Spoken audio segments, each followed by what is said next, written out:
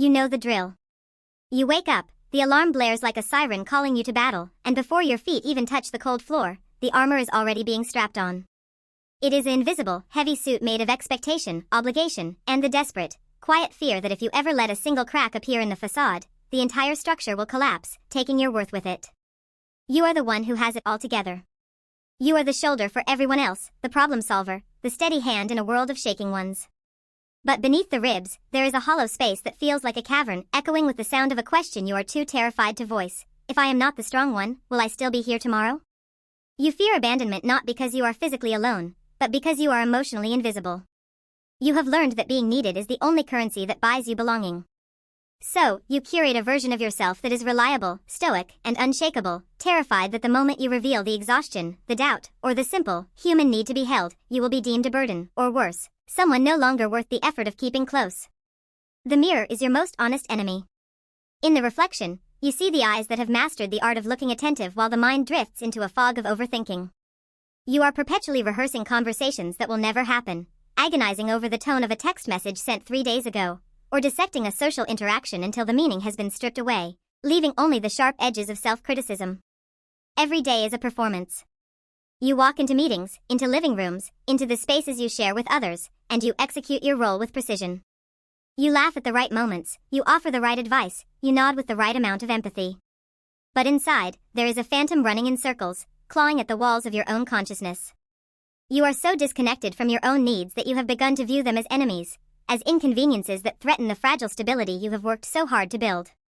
If you tell them you are tired, will they leave? If you admit you are scared of the direction your life is taking, will they find you boring? If you show them the tremor in your hands, will they stop trusting your competence? This is the isolation of the pedestal. You have climbed so high to keep everyone else safe and steady that you have forgotten how to descend without falling. The silence in your apartment at night is not peaceful, it is a weight.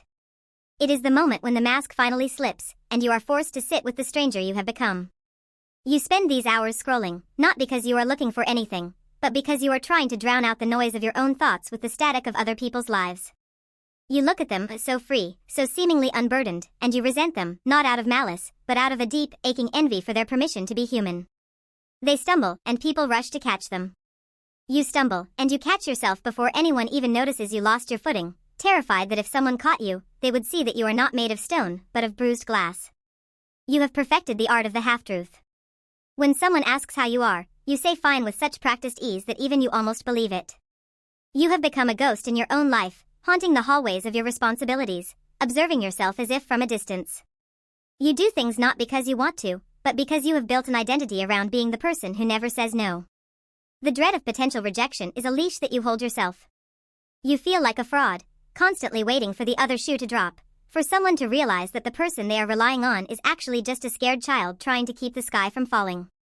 The irony is that in your frantic effort to ensure you are never alone, you have ensured that you are never truly known. You are surrounded by people who love your performance, who value your utility, and who would be genuinely bewildered if you stopped being the person they need. You have crafted a cage out of your own reliability, and you are terrified that the door has been locked from the outside by your own hands.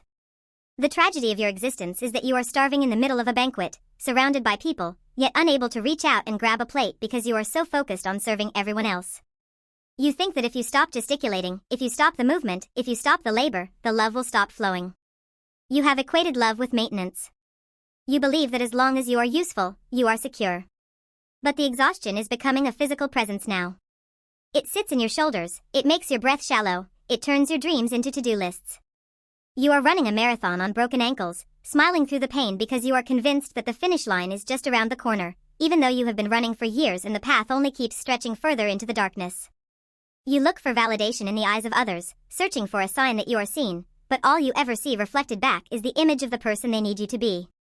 It is a slow death of the self, a silent erosion of the soul, hidden beneath a polished exterior that everyone admires but no one truly reaches.